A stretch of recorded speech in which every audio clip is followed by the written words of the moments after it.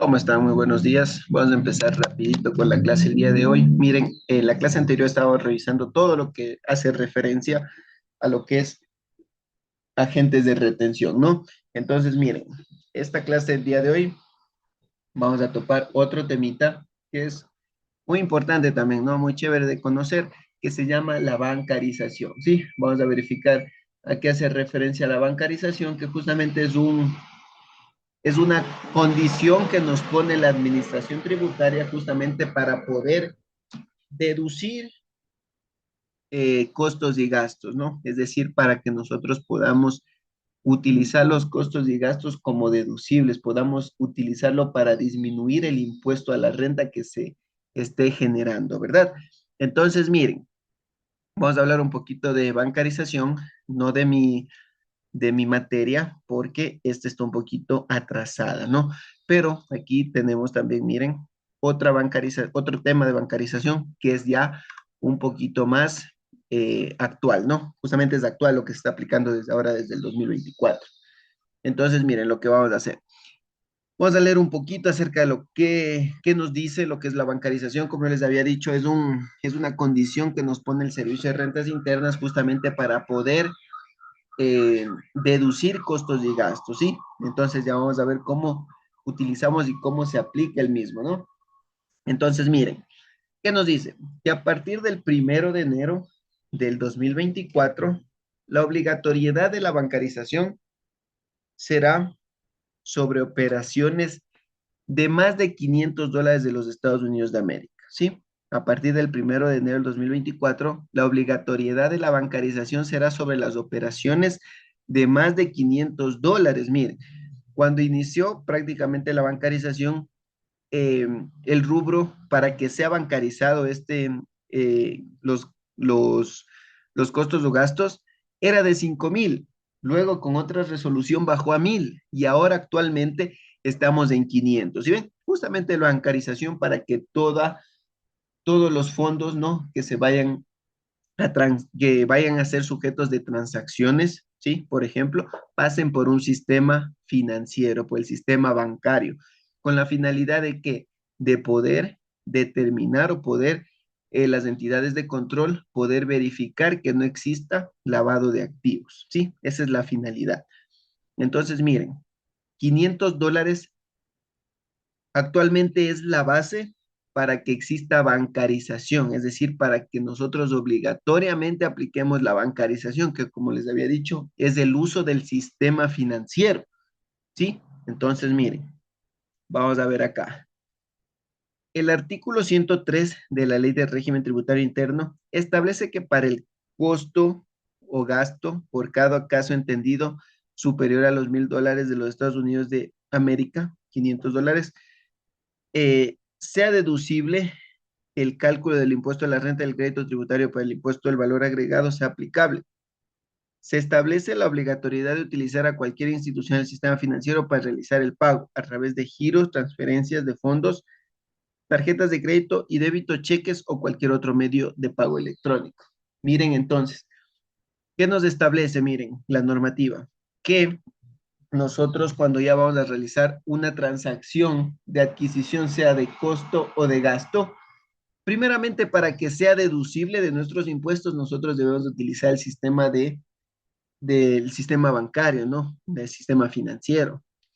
Eh, Segundo, dice que nosotros debemos utilizar también la bancarización para evitar, eh, mejor dicho, para cumplir lo que nos establece la normativa, porque así nos establece, y como les había dicho, para disminuir o para que las entidades de control puedan verificar y tener mayor información de las transacciones que se efectúen contra y tener y disminuir, no mitigar justamente lo que es el lavado de activos, ¿sí?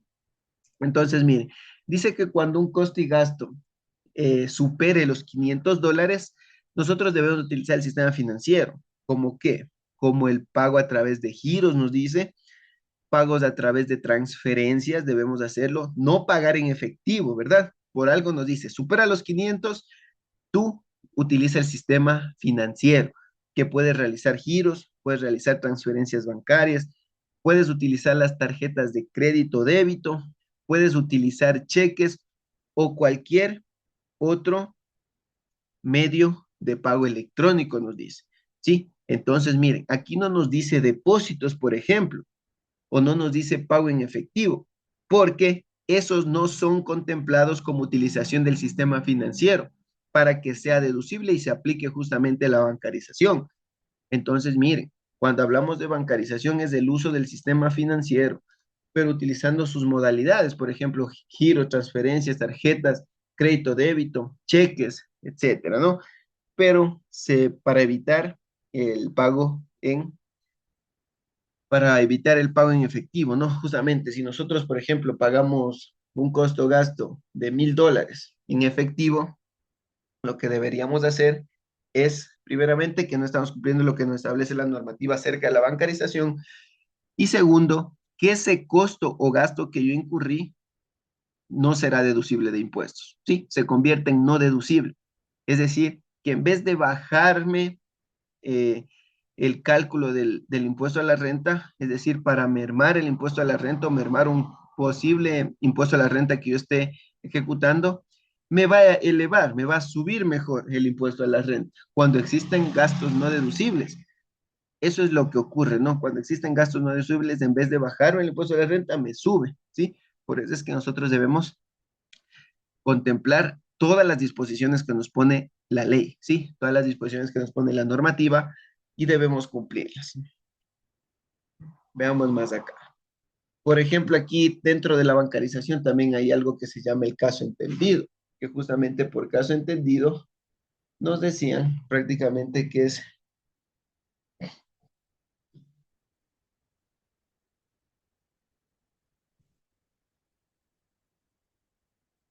veamos qué nos dice acerca del caso entendido, ¿ya? Un ratito.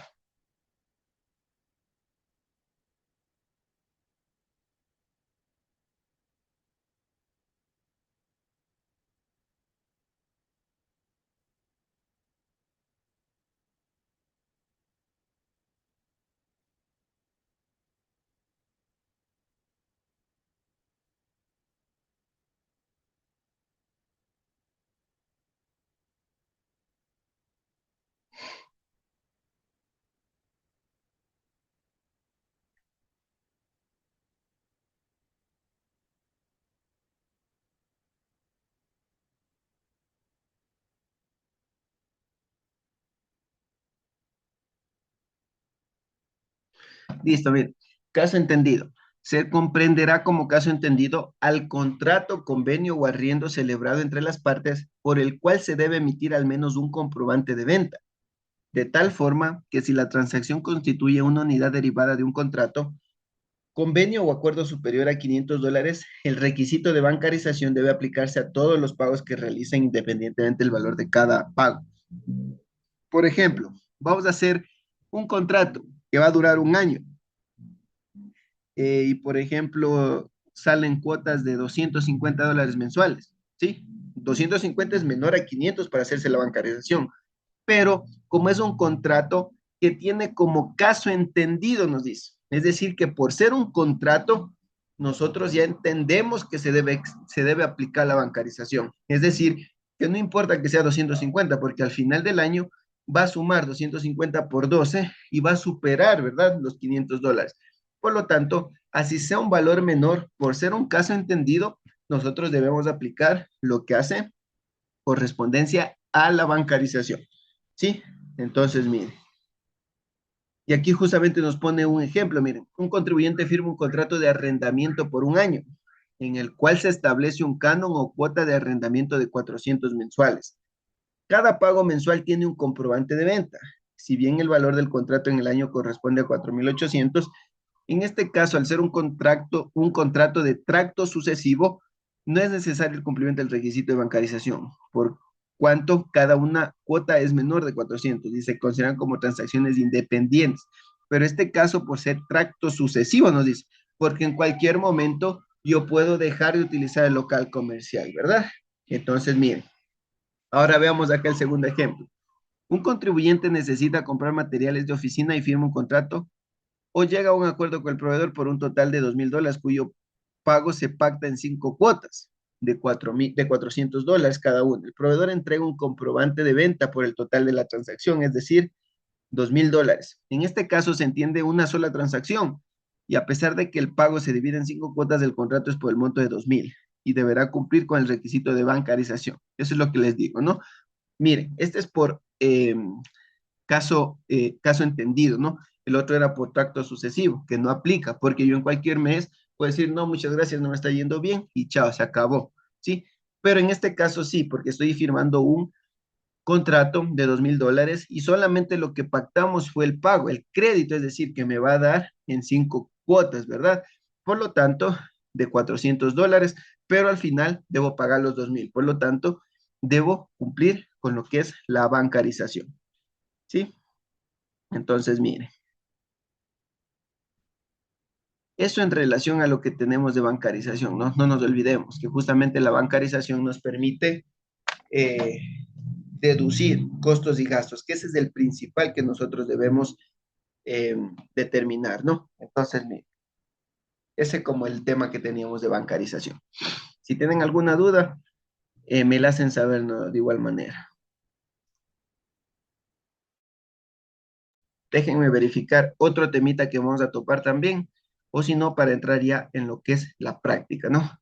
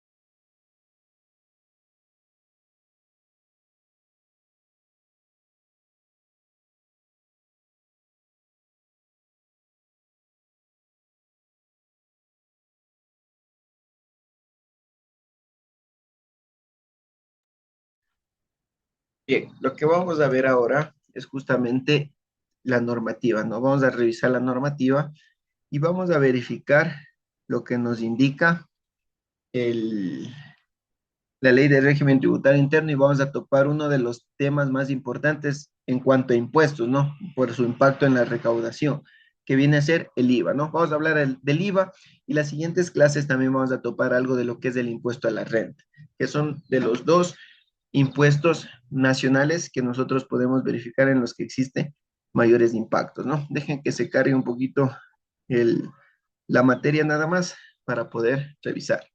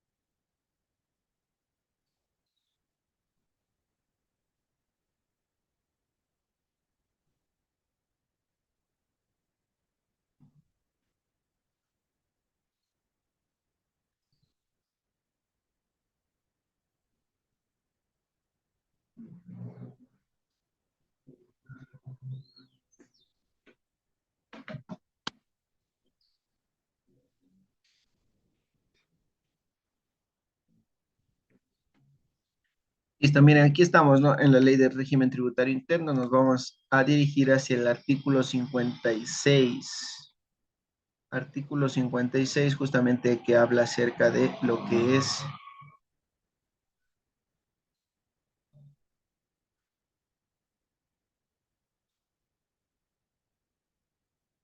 déjenme ver, aquí está, artículo 56.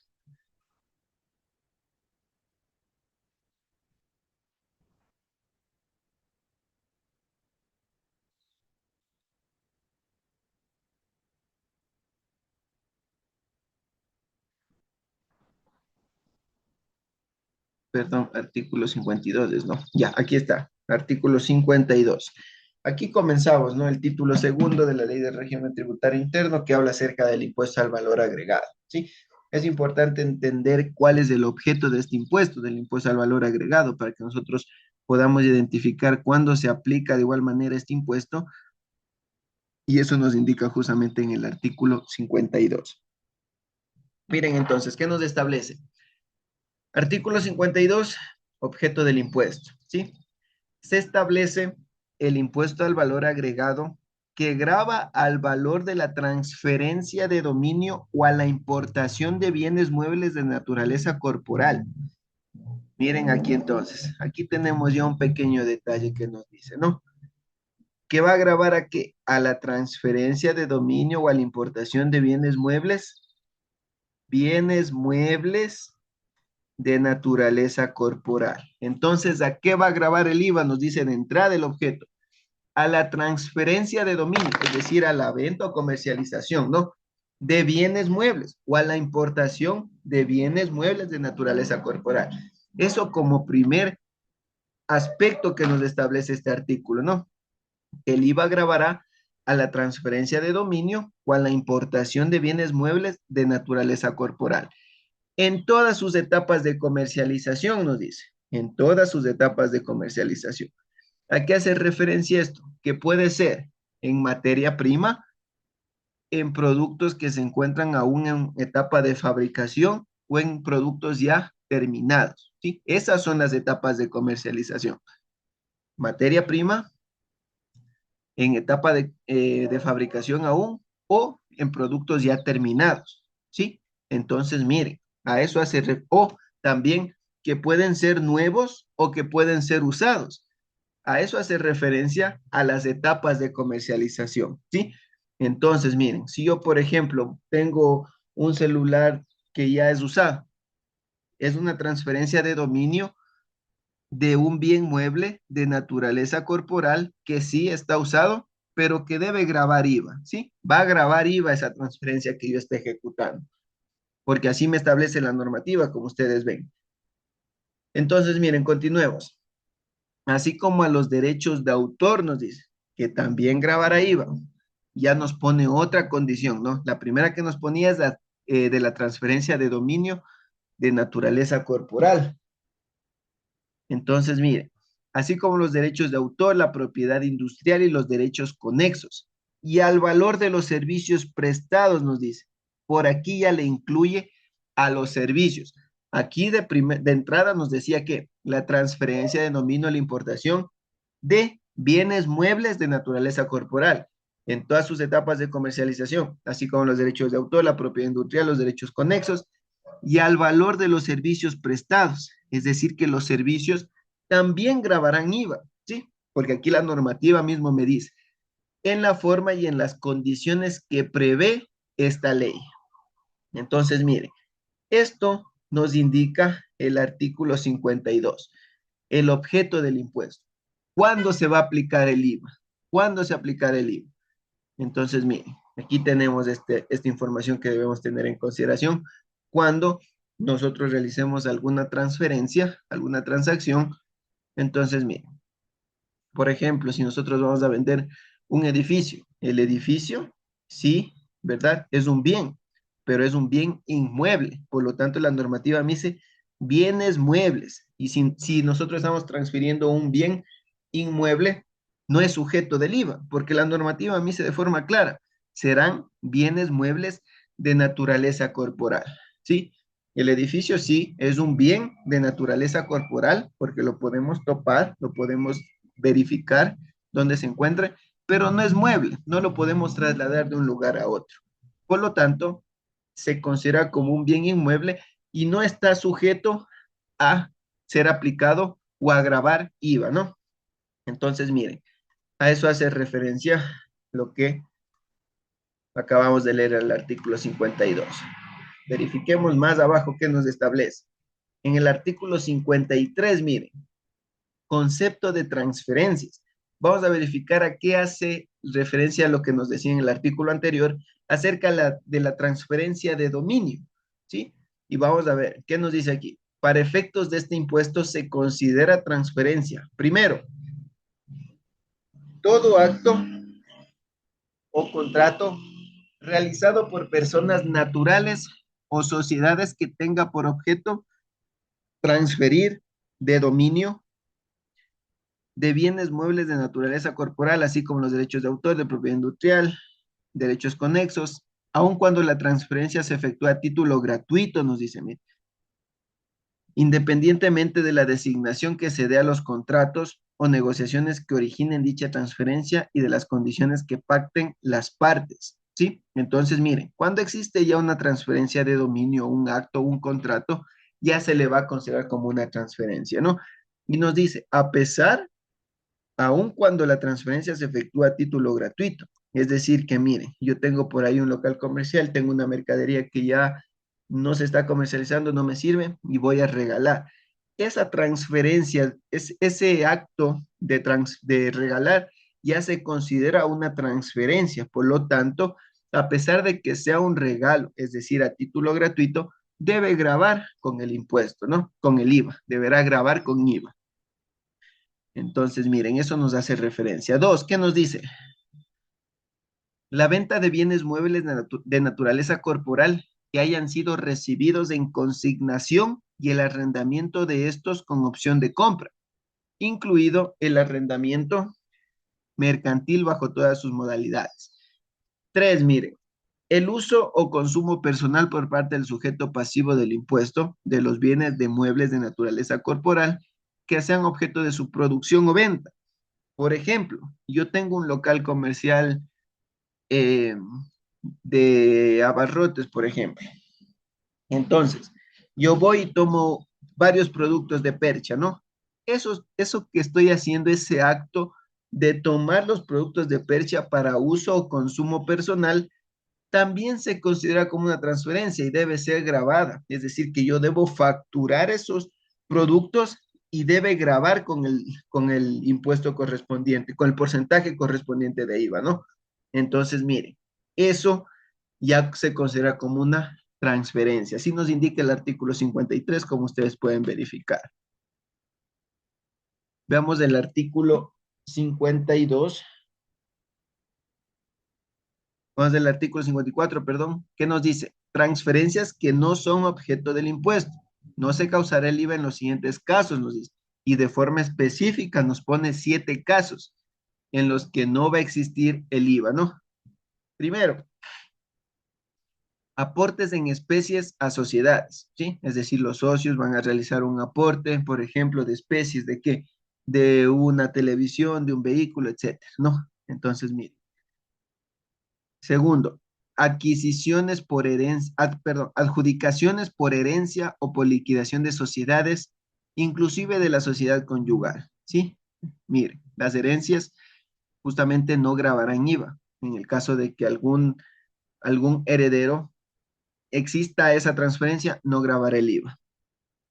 Tercero, transferencias y transmisiones de empresas y establecimientos de comercio en los términos establecidos en el Código de Comercio. Este es nuevo, ¿no? Porque antes nos decía, cuando nosotros vendemos un negocio, perdón, el, cuando vendemos un negocio y transferimos tanto el activo y el pasivo de ese negocio, no grabará IVA. Eso nos decía antes, pero aquí nos dice que debemos tener en consideración lo que nos indique el Código del Comercio.